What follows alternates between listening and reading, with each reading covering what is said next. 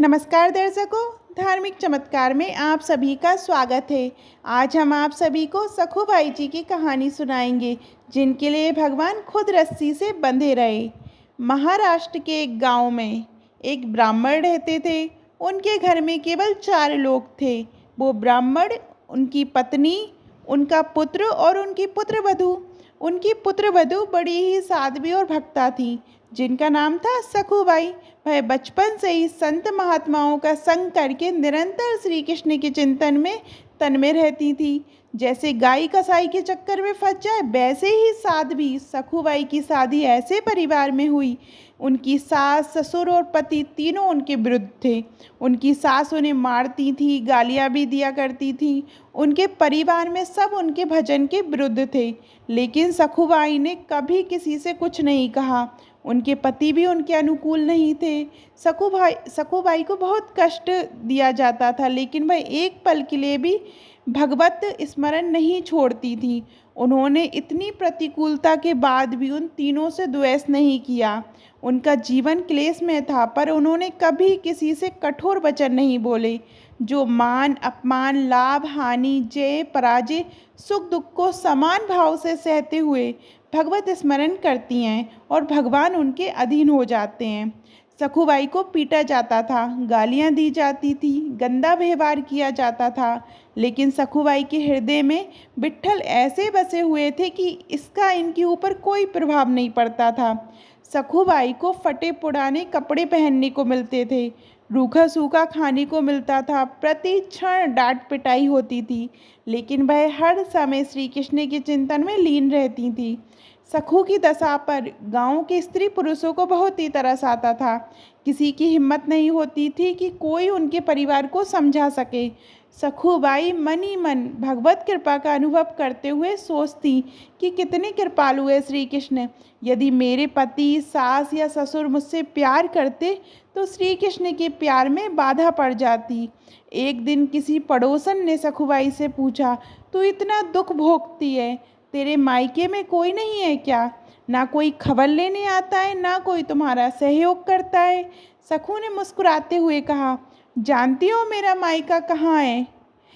पंढरपुर में। और मेरे मायके वाले कौन है जानती हो? विट्ठल और रुक्मणी जी। और सखी उनका बहुत बड़ा परिवार है, असंख्य संतानें उनकी। मुझे लगता है वो असंख्य संतानों की व्यवस्था में मुझे भूल गए हैं, इसलिए मुझ गरीब की खोज खबर लेने वो नहीं आ पा रहे हैं। उनकी मुझ पर बहुत कृपा है। पंढरपुर महाराष्ट्र का एक प्रसिद्ध धाम है। यहाँ एकादशी को बड़ा मेला लगता है, जिसमें भगवान श्री विट्ठल जी के दर्शन करने लाखों नर नारी दूर दूर से नाम कीर्तन करते हुए, नृत्य करते हुए उत्साहपूर्वक पंढरपुर की यात्रा करते हैं। जब यात्रा का दिन आया तो भक्तों की मंडलियाँ कीर्तन करते हुए, नाचते हुए पंढरपुर के चारों ओर दल बना बनाकर जाने लगी। भक्तों को पंढरपुर जाता देख सखुबाई के हृदय का बांध टूट गया। विचार किया, क्या करूं, मेरे प्रीतम का ऐसा बड़ा उत्सव हो रहा है, यदि मैं सास से पूछूंगी तो पिटाई होगी। उन्होंने सोचा, सास ससुर पति कोई जाने तो देगा नहीं। सखुबाई को पानी भरने के लिए रोज कृष्णा नदी में जाना होता था। उन्होंने घड़ा लिया और कृष्णा नदी में जल भरने के लिए बहाने घर से निकली। प्रेमी भक्तों के संकीर्तन दल को देखकर सखू जी के हृदय में प्रेम उमड़ा। पंढरपुर जाने की प्रबल इच्छा करके उन्होंने घड़ा वहीं रख दिया और भक्तों की मंडली में चली गईं। उन्हें जाते हुए एक पड़ोसन ने देख लिया और दौड़कर उसने उनकी सास को बताया कि उसकी बहू संतों की मंडली के साथ भाग गई है। अब सास और पति ने बड़े बड़े डंडे निकाले और उन्होंने सखू को रोकने के लिए दौड़ लगाई। उन्होंने देखा तो सखुबाई अपने प्रीतम के दर्शन के लिए विशेष इच्छुक थी और भक्तों के बीच में भगवत प्रेम में उन्मत्त हो रही थी। उनकी सास ने उनके बाल पकड़े, घसीट के उन्हें बाहर लाई और वहीं उन्हें डंडे से मारना शुरू कर दिया। घर ले जाकर तीनों ने मिलकर उनकी पिटाई की। सखुबाई सिर्फ हा विट्ठल, हा कृष्ण, हा गोविंद कहती रहीं। उनकी सास ने कहा, ये तो मामूली मार है, इससे ये मानने वाली नहीं है। ऐसे पीटो कि चलने के लायक ना रहे, वरना ये फिर भाग जाएगी। पंढरपुर की यात्रा करेगी और अभी 2 सप्ताह हैं पंढरपुर की यात्रा में। इसको जकड़ करके खम्भे में बांध दो और 2 सप्ताह तक ना रोटी ना पानी और रोज़ इसकी पिटाई करो, तब ये मानेगी। सास की आज्ञा पर सखुबाई को उनके पति और ससुर ने बांध दिया, उनकी पिटाई की और उन्हें भोजन देना बंद कर दिया। उनके हृदय में ये दुख नहीं था कि मुझे बांध दिया और मुझे मारा गया, मुझे गाली दी गई। उनके हृदय में बस एक पीड़ा थी कि हे श्री कृष्ण, आपके भक्तों के बीच में मुझे कितना सुख मिला। पहली बार जीवन में भक्त मंडली में मुझे नाचने को मिला। मैं आपके दर्शन के लिए जा रही थी। मेरी सामर्थ्य नहीं है कि मैं जन्म में इस नरक से निकल सकूं। हे करुणा निधान, क्या ऐसा नहीं हो सकता कि मैं जन्म में आपके दर्शन कर पाऊँ? क्या आप आपके मंदिर में आकर आपके भक्तों के बीच में नहीं नाच सकती? मैं सखुबाई आंसू बहाते हुए कह रही थी कि हे कृष्ण, ऐसा कुछ उपाय करो कि मैं आपके दर्शन कर सकूं। मैं बहुत पतित हूँ, दीन हूँ, अधम हूँ। मेरी सामर्थ्य नहीं है कि मैं आप तक आ सकूं। हे प्रभु, आप कृपा करो। बहुत सुंदर अवसर मिला है, भक्तों की मंडलियाँ जा रही हैं। आपके दर्शन करने के लिए बार बार अवसर नहीं आएगा। हे नाथ, आप कृपा करोगे तभी दर्शन हो सकते हैं। मेरी सामर्थ्य नहीं है कि मैं चंगुल से छूट सकूं। सखुबाई जी श्री हरि का आंतरिक चिंतन कर रही थी। जब भक्त तकलीफ में हो तो हरि को चैन कैसे पड़ सकता है? रुक्मणी जी ने देखा तो प्रभु के चेहरे पे उदासी और बड़ी चिंता थी। उन्होंने ठाकुर जी को पूछा कि नाथ, आप चिंता में कैसे हैं? लगता है आपका कोई भक्त कष्ट में है। भगवान ने कहा, एक ऐसी भक्त है जिसको बहुत पीटा जा रहा है, क्लेश दिया जा रहा है, जो मुझसे मिलना चाह रही है और उसको बांध दिया गया है। आपको थोड़े दिन के लिए हमसे विरह सहना पड़ेगा, क्योंकि हमें कुछ दिन वहाँ रहना पड़ेगा, तभी बात बनेगी। रुक्मणी जी से ऐसा कहा और प्रभु तत्काल सखुबाई जी के समीप गए। उन्हें ना भोजन दिया जा रहा है, ऊपर से गालियाँ दी जा रही हैं, पिटाई की जा रही है।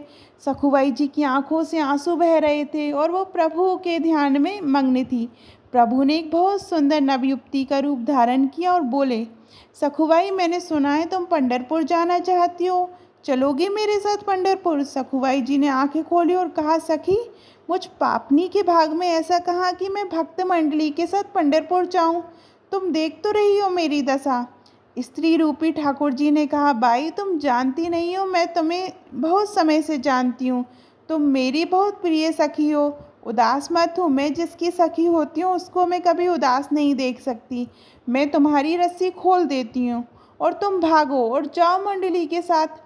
सखुबाई जी ने कहा, मेरी सास फिर पकड़ लेगी। प्रभु बोले, बिल्कुल नहीं, इसकी तो तुम चिंता मत करो। ठाकुर जी ने सखुबाई को निकाला और स्वयं सखुबाई जी का रूप धारण करके रस्सी में बंध गए। जिनका नाम स्मरण करने से माया का बंधन टूट जाता है, जिनको पाने बड़े बड़े योगियों के लिए भी दुर्लभ है, वही भगवान अपनी भक्त सखुबाई के लिए एक साधारण स्त्री की तरह बंध गए। ठाकुर जी चुपचाप चाटे खा रहे हैं। ठाकुर जी को कई दिन हो गए भोजन नहीं मिला, पानी नहीं मिला और रोज़ उनकी पिटाई भी हुई।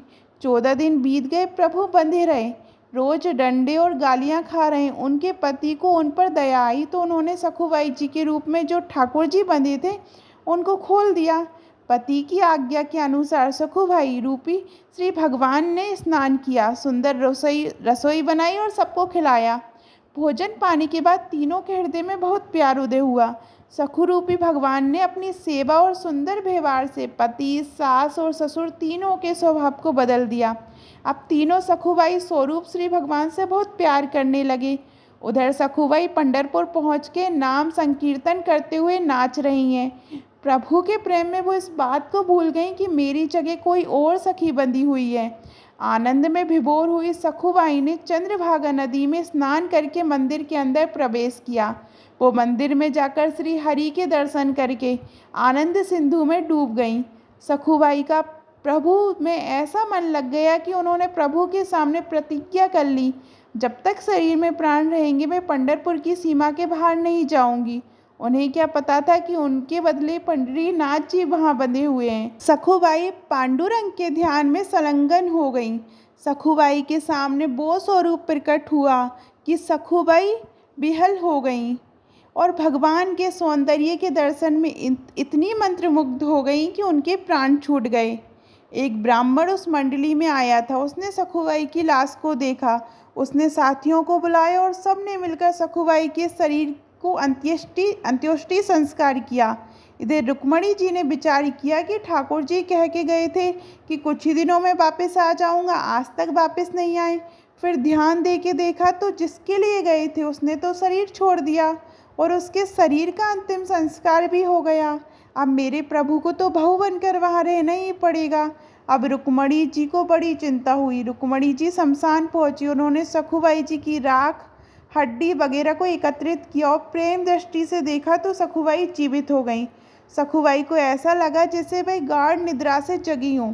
रात को स्वप्न में रुक्मणी जी ने सखुबाई जी से कहा, देखो पुत्री, तुम्हारा प्रण पूरा हुआ। तुमने कहा था जब तक इस शरीर में प्राण रहेंगे मैं पंढरपुर की सीमा के बाहर नहीं जाऊंगी। तुम्हारा वह शरीर तो चल गया, अब तुम लौट जाओ। मेरे प्रीतम तुम्हारे रूप में तुम्हारे घर पर है। आदेश पाकर सखुबाई आनंद मगन होकर 2 दिन बाद यात्रियों के साथ वापस लौट आई। सखू को आता देख सखू वेशधारी भगवान पंडरीनाथ जो वहाँ बहु रूप में थे, उन्होंने सोचा कि अगर वो यहाँ आ गई और मैं भी यहाँ रहा तो गड़बड़ हो जाएगी।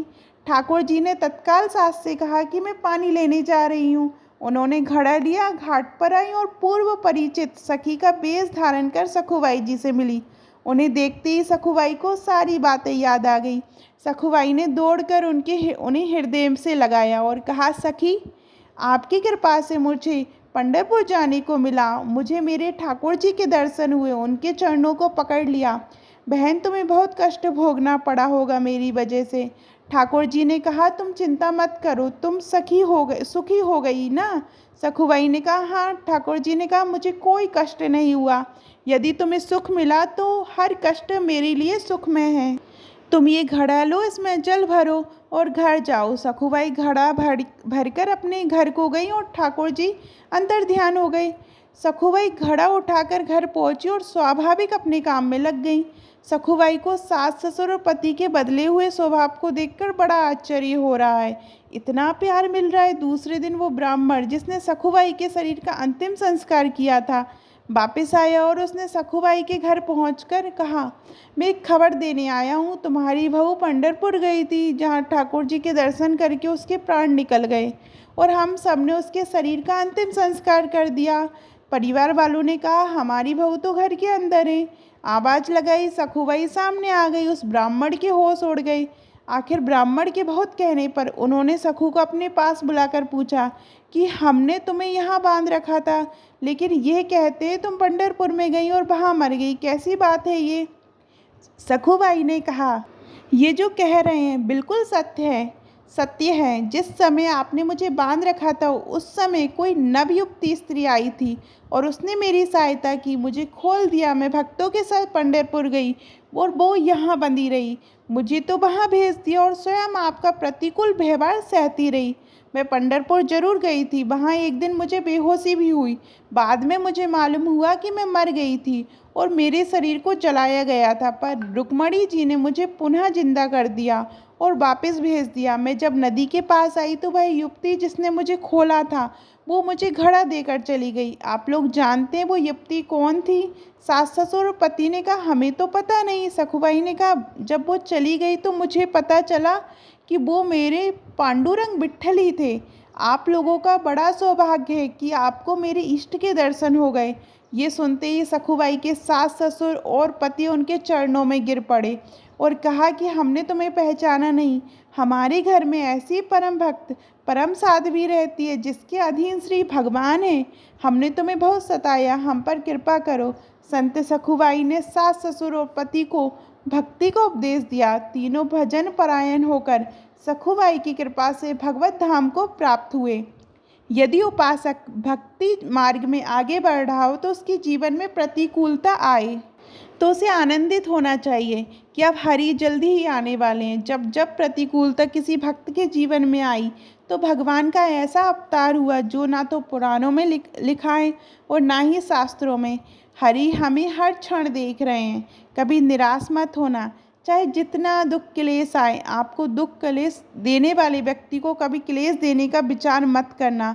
आनंदित होकर सहना तो हरि आप पर कृपा करके आएंगे, आपको हृदय से लगा लेंगे। इससे हमारा जन्म जन्म का दुख दूर हो जाएगा। आपको ये कहानी कैसी लगी कमेंट में ज़रूर बताइएगा। और अभी तक आपने हमारे चैनल धार्मिक चमत्कार को सब्सक्राइब नहीं किया तो सब्सक्राइब करिएगा। धन्यवाद।